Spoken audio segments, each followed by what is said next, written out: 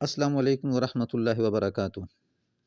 آج ہم جس خواب کا تذکرہ کریں گے وہ ہے خواب میں قیامت کا دیکھنا۔ اگر آپ چینل پر نئے ہیں تو ویڈیو شروع کرنے سے پہلے چینل کو سبسکرائب کر دیں، بیل آئیکن کے بٹن کو دبا دیں، ویڈیو کو ثواب کی نیت سے شیئر بھی کرتے رہیں اور لائک بھی کر دیں تاکہ عام عوام تک یہ پیغام پہنچتا رہے۔ چلتے ہیں اپنے موضوع کی طرف۔ حضرت ابن سیرین رحمۃ اللہ علیہ فرماتے ہیں کہ خواب میں قیامت کا دیکھنا اس ملک میں اللہ تعالیٰ کی طرف سے انصاف ہوگا، اور اگر اس ملک کے لوگ ظالم ہیں تو دلیل ہے کہ آفت اور بلا میں مبتلا ہوں گے، اور اگر اہل ملک مظلوم ہیں تو اللہ تعالیٰ ان کی مدد کرے گا۔ اگر دیکھیں کہ اس ملک کے لوگ اللہ تعالیٰ کے آگے کھڑے ہیں تو اللہ تعالیٰ کے عذاب پر دلیل ہے۔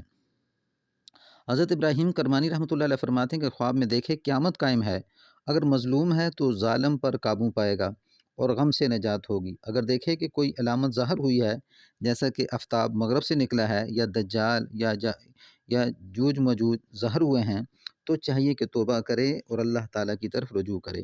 اگر دیکھے کہ قبریں پھٹی ہیں اور لوگ نکلے ہیں تو دلیل ہے کہ دشمن پر فتح پائے گا، اور اگر دیکھے کہ اس کو پرا گیختہ کیا ہے یعنی قبروں کو خراب کیا ہے تو چاہیے کہ گناہ سے توبہ کرے، اللہ تعالیٰ کی رضا ڈھونڈے۔ اور اگر دیکھے کہ شمارگاہ میں ہے یعنی قیامت کا مجمع لگا ہوا ہے اور وہاں پہ وہ کھڑا ہے تو یہ غفلت پر دلیل ہے۔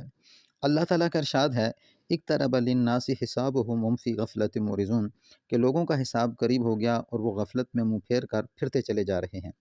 اگر دیکھیں کہ ساتھ شمار حساب ہوا ہے تو دلیل ہے کہ اس کو نقصان پہنچے گا، یعنی حساب و کتاب دے رہا ہے اور اللہ سبحانہ و تعالیٰ سامنے ہیں تو اس انسان کو نقصان پہنچے گا۔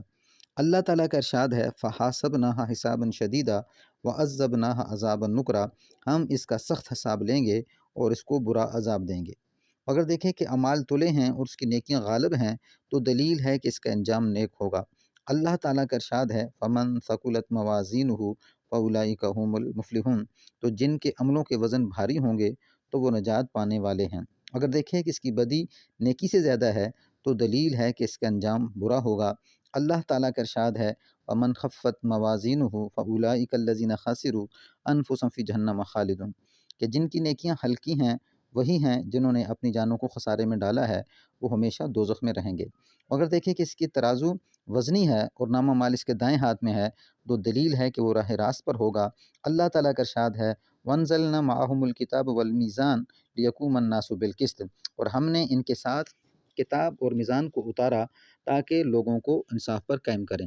اور اگر اپنے اعمال نامہ کو جاننے اور پڑھنے کا حکم ہوا تو اگر اہل صالح سے ہے تو اس کا کام نیک ہے، اور اگر اہل فساد سے ہے تو یہ اس کو خطرہ ہے کہ یہ کسی عذاب میں مبتلا ہو جائے گا۔